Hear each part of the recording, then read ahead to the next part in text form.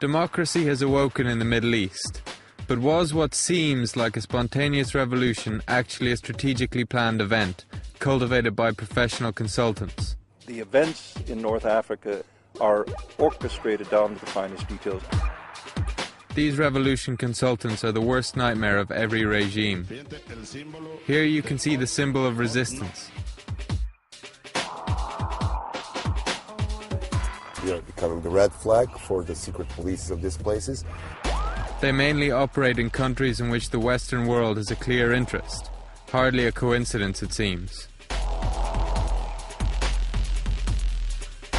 The institutions that support him, you take those away, the regime has to fall. Cairo in early February.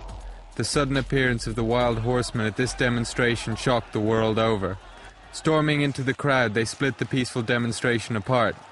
Yet what seemed like a brutal attack by the Mubarak regime was actually a staged affair, intended for the national and international media.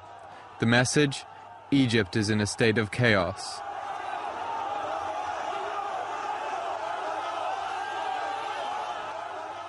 Provoked by these false attacks, demonstrators reacted with violence and the situation escalated.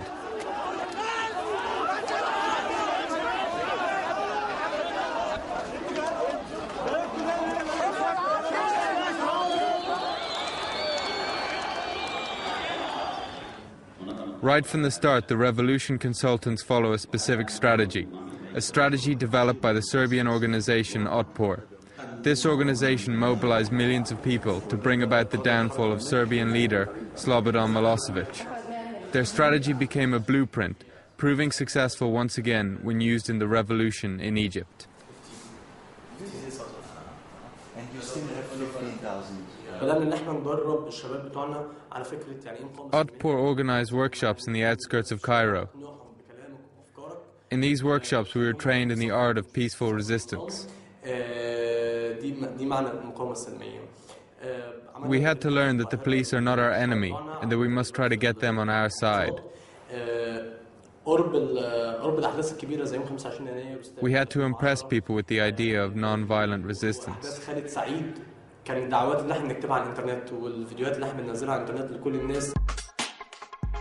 Opposition movements from all over the world come here, to the Serbian capital Belgrade, to be educated in the art of overthrowing a dictatorship.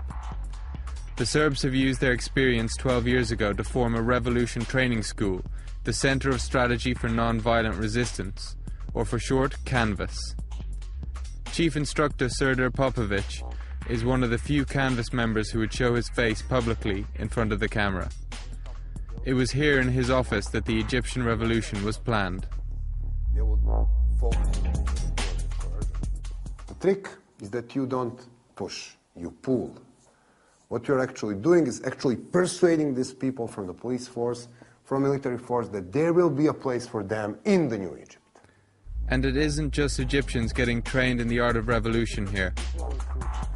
The part of our work now is focused back to Middle East because of the few reasons. First of all, the struggle is not over. And we're already talking about 8 or 9 different countries. In some of these countries, which I, of course, wouldn't mention, we have very good groups which we are communicating with. We don't want to endanger these groups, so we wouldn't speak about this openly. In some of these countries, we are just observing situation and preparing analytics. It is very interesting what will come out of it. Ovu fleku, sigurno I nepovratno, skida ovu I slične mrlje. Deluje. Gotov je. It was here, outside the Belgrade parliament, that Otpor's influence began. How many countries you were working with that after this? We worked with 37 countries after the Serbian Revolution. We had a successful 5 revolutions now before Middle East. And this is Georgia, Ukraine, Lebanon, Maldives, and now Egypt and Tunisia. And the list will grow longer. And then at the end, we don't have an idea in how many countries the clenched fist of Otpor was used. It's probably a dozen countries right now. After Milosevic's downfall, Otpor became an international phenomenon. The symbol of the fist reappears all over the world as the signature of the revolution makers. It re-emerged in Kamara, Georgia, followed by Oborona in Russia, then in Venezuela and Iran, and most recently it was used by the opposition groups in Egypt. The American author and Princeton University lecturer William Engdahl has written for over 30 years about Washington's secret geopolitics. He has established a widespread information network that extends deep into America's Secret Service. He is convinced Otpor is not acting alone. The key actors in Otpor went on to create Canvas, as you mentioned, and operate in some 50 countries. They are simply following an agenda given them by people in Washington for regime change. They're using this deniability that they're simply idealistic young people from Serbia who did it successfully and are so happy about it they want to show the rest of the world. That's hardly a plausible explanation in my view. I think they're getting well financed by American intelligence services for doing this. And the target countries they target, like Egypt and most recently, and so are precisely the countries that are on the Pentagon agenda for destabilization and regime change. In New York, we are meeting again with Serda Popovic. We want to find out if the Otpor organization is actually following a secret agenda of the United States. The Otpor movement was indeed financed by American tax money during the Serbian Revolution, a fact that only became public knowledge after Milosevic's downfall. This chapter, however, is one that Otpor is keen to close.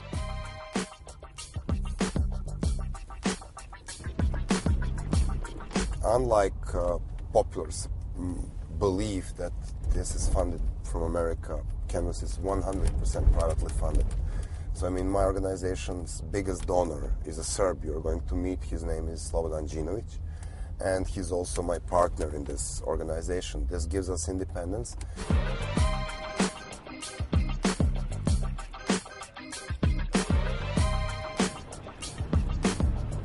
Our idea is, okay, let's use this momentum to try to build a kind of permanent institution. Let's see what we can do with great scholars. There are great scholars here in US, in Boston, here in New York. What if we can make a permanent international think tank which will brief the world on what is happening, so we make sure that the world won't get amazed next time the bunch of strategically organized kids cannot come out and kick down the guy like Mubarak. Columbia University has invited Popovic to speak as a guest lecturer. This is the Otpor thing from the top of our book, and this is the famous Associated Press photo of people protesting in Cairo. The guest from Serbia enlightens the students on the truth behind the changes in the Middle East. Who was actually behind it all? Popovic himself knew for years, but only now can he talk about it publicly. This was not spontaneous 19-day revolution. Forget about this illusion. This is, only very shallow understanding of things. They were there for a very long time. The young people of Arab world has awakened and understood that they are powerful.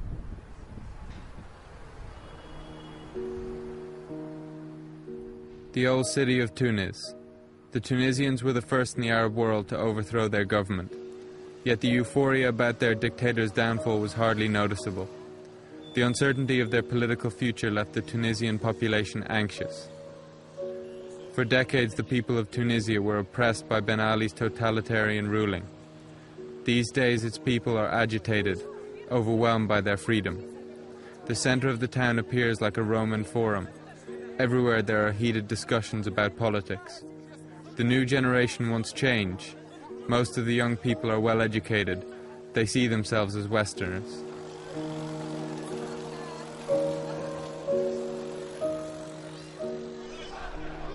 Until recently, scenes like this were thought impossible. Suddenly the fear is gone, at least during the moment of revolt. The people are standing up. Finally, the world recognizes the desperate political situation of their state. Amin Ghali has been an activist from the start. He shows us the photographs of a meeting in Morocco. This was the beginning of a long hoped-for change in Tunisian history.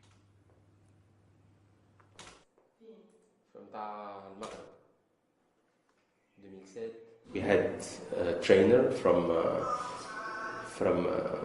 Belgrade, from the city of Belgrade, who came and trained the participants on these strategies, focusing mainly on the Serbian experience.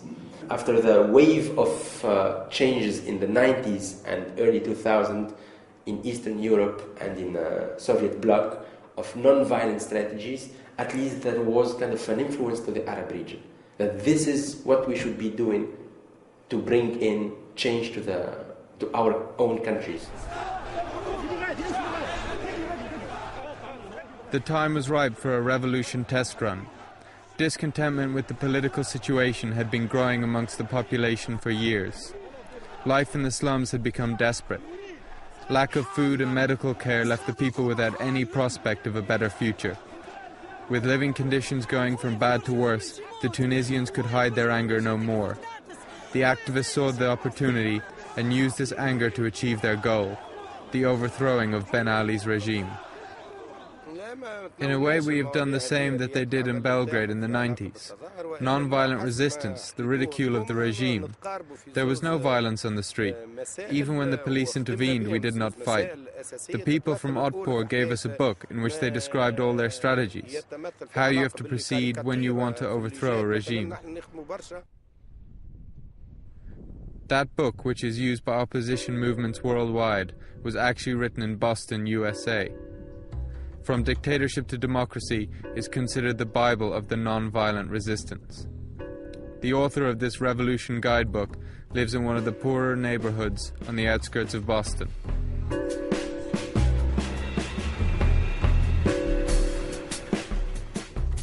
It was 83-year-old Gene Sharp who wrote the masterpiece, first published in 1993. It contains 198 methods of non-violent action. And when people are not afraid, that dictatorship is in big trouble. Big trouble. Be stubborn. Based on basic human stubbornness. They refuse to do what they're told to do. They insist on doing what they're told not to do. And then you do that politically. And that's the essence. But the details are much more complicated. Gene Sharp taught for many years at Harvard University. His work describes various strategies from hunger strike to the unmasking of intelligence officials. His assistant, Jamila Rakip, is responsible for distributing Sharp's work. From Dictatorship to Democracy has been translated into 34 languages. This booklet is the Arabic version of From Dictatorship to Democracy, which is one of Gene Sharp's most important and widespread publications. It's been disseminated very, very widely, this Arabic version. So a few years ago, maybe perhaps 2 years ago, an individual had it printed by a publishing house in Beirut. Sharp's Guide to Revolution is feared by dictators around the world. Venezuela's President Chavez called Sharp a rabble-rouser in the service of the CIA. In Russia, the possession of the book is considered a hostile act against the government. The manuscript for that was in a printer in Moscow. And the FSB, the successor to the KGB, arrived. And he said, "What is this?" He looked at it. He said, "This is a bomb." Stopped the presses immediately. The presses were stopped. The people who took the translation were away with them. They went to a printer outside of Moscow, got it printed, and brought the copies back in. They were on sale in 2 bookstores in Moscow. That within 2 or 3 weeks, mysteriously caught on fire. Now, with the internet, anybody has access to Sharp's revolution strategies. What Mr. Sharp one time called nonviolence as a method of warfare. And they are going in every place since the end of the Cold War to destabilize regimes which offer resistance to this larger agenda, the globalization agenda, as Washington defines it. So are all of these revolutions actually initiated by the Americans? We can look back at what happened during the Orange Revolution in the Ukraine for evidence. The events that took place in Kiev in 2005 appear to endorse this assumption. Traditionally, Ukraine was part of Russia, but by the end of 2004, the tide had turned. The United States pumped millions of dollars into the opposition movements in favor of regime change. we are meeting with the two former leaders of the Ukraine Revolution. Just by being a member of the opposition movement Pora, they received significant sums of money, together with training in civil disobedience. Finally, they were given the book. Oh yes, the book by Gene Sharp. We all used it, and it connected us with everybody, with Otpor in Serbia, the opposition movement in Belarus, and Kamara in Georgia. It was in November 2004 when hundreds of thousands of people flooded Independence Square in Kiev and demanded Viktor Yushchenko for their president. At the end of the revolution, the crowd got what they demanded. Yushchenko became president due to the massive support he received from the Western world. We had a number of great examples of dramatizing as well as having fun on the streets. The revolution is a celebration. This is the spirit of Gene Sharp. Every movement becomes a brand with its own symbolism.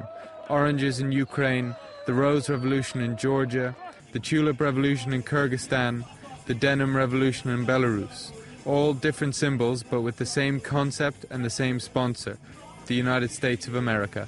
In my case, in 2004, I was heading a voter education campaign with a budget of $1 million. $1 million? Yeah, yes. But not because American taxpayers wanted to protest Yanukovych, but because Yanukovych tried to steal the vote. The United States and the European Union and others, they are serious about democracy. After the revolution in Ukraine, Dmytro Potechin made a career from being a former activist. He now works as a revolution trainer. From his flat, he instructs the opposition movements in Iran, Russia, Belarus, and Egypt. Via Skype, he is able to stay in touch with all his clients.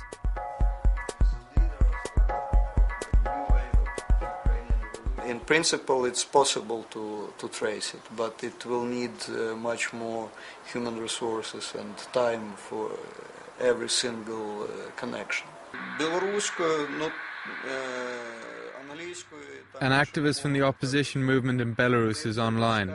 Dmytro is planning a workshop over there, which is not without its difficulties, as he is labeled persona non grata by the Belarus government. I got feeling that actually it's like concentration of a number of conflicts which cannot be resolved without mobilization. And it looks like it can happen the way it happened in Egypt. Some smaller country like Belarus, for instance, or Ukraine, and then we can get Russia. Back in Belgrade, Otpor trainer Ivan Marvic proudly presents his new gadget for resistance training. It's a computer game that simulates the fight against the power of state. Ivan is sure that the game will make his training much more effective. Sponsorship for the development of the game came from American organizations.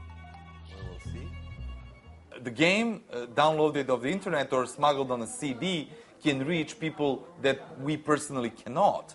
And so that obstacle is removed. Another thing is the question of scale.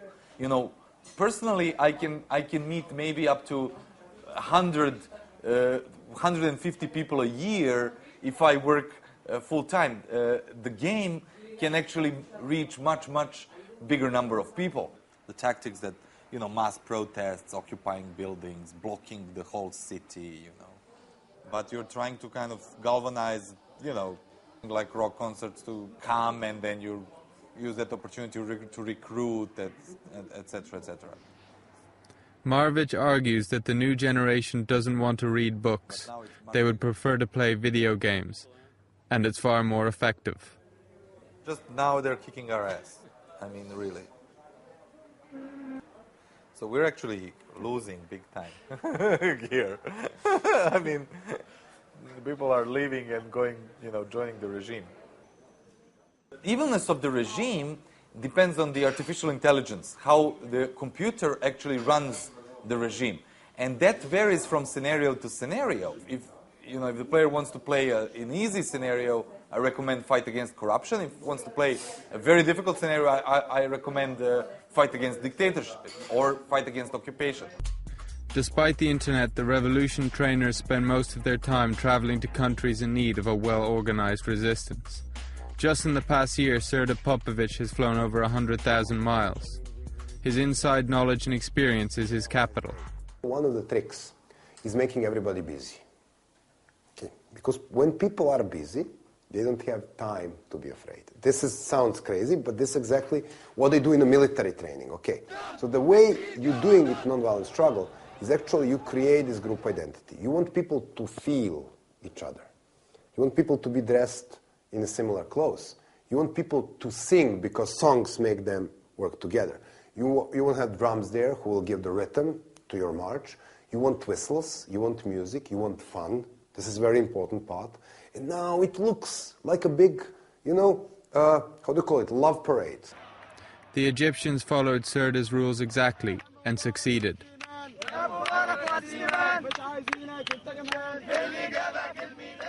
The whole world was watching as the people celebrated on Tahrir Square. The regime was powerless. If it had reacted with violence, it would have lost face in front of the whole international media. The events in North Africa and the Middle East, from Bahrain, from Yemen and so forth, it goes back actually to 2003 and the time right after the U.S. occupation of Iraq, when George Bush at the G8 summit of 2004, June, announced a greater Middle East project, that Washington's goal was to turn the Middle East into a free market paradise like they had turned Poland and the countries of Eastern Europe with shock therapy. America is pursuing a forward strategy of freedom in the greater Middle East. To diversify their economies, open their political systems. We must stand with democratic leaders and moderate reformers across the broader Middle East. The United Kingdom is ready to work with governments and civil society in the Middle East in support of greater economic development and more open political systems. From Damascus to Tehran, that freedom can be the future of every nation. You must not get the impression that what happens in the streets of Cairo at the moment is initiated by the Western world or other foreign states. The Iranian government produced this propaganda video.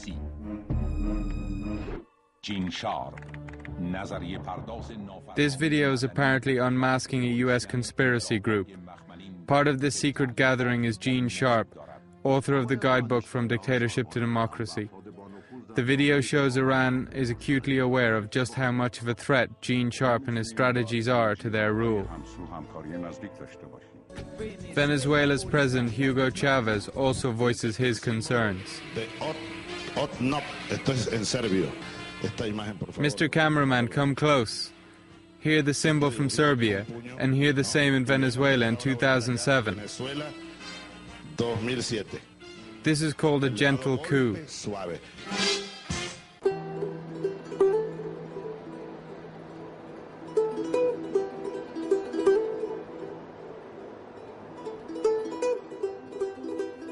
Cairo after the revolution.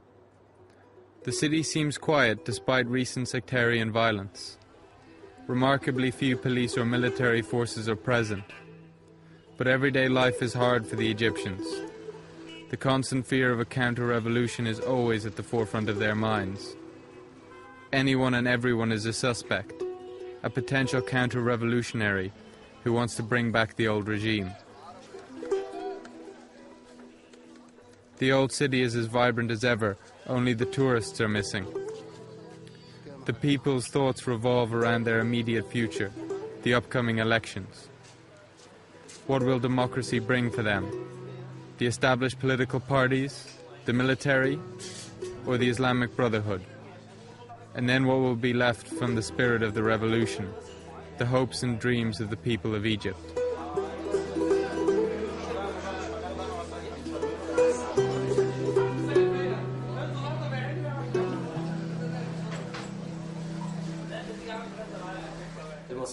The people that suggest that there was a big master plan behind this revolution, they don't know what was going on in the streets of Egypt. We have witnessed what our country had become. We wanted the changes, and we wanted them to come from us. We want to be the creators of our own destinies, to fight for our rights. I cannot believe that the Americans can influence millions of people. The people of Tunisia still enjoy the new freedom. For the first time, they are able to discuss publicly what has troubled them for decades. Their former leaders' lies, the corruption, the unfair distribution of wealth. They are unsettled, however, by the recent arrests of civilians and the curfews. Also, the economy is a major concern for them. Tourism is slow and foreign investors see Tunisia as a risky endeavor.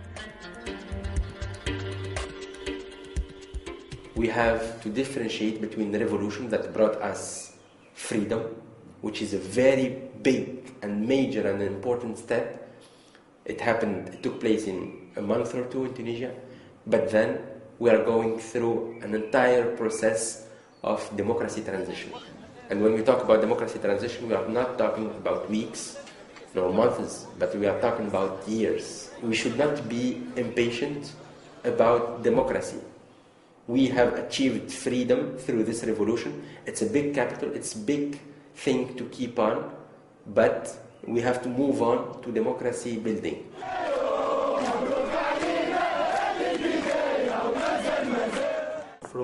We are scared, especially looking at the example of Romania.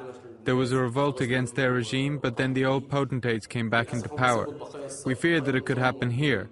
There have been talks about a counter-revolution. Everybody from the old regime involved in criminal activities must be brought to justice. The revolutionary road to democracy is one filled with many obstacles. Once the overthrowing of a government is accomplished, the hard work really starts. Civil liberties must be established and defended. For the revolution consultants, this has become a very lucrative business.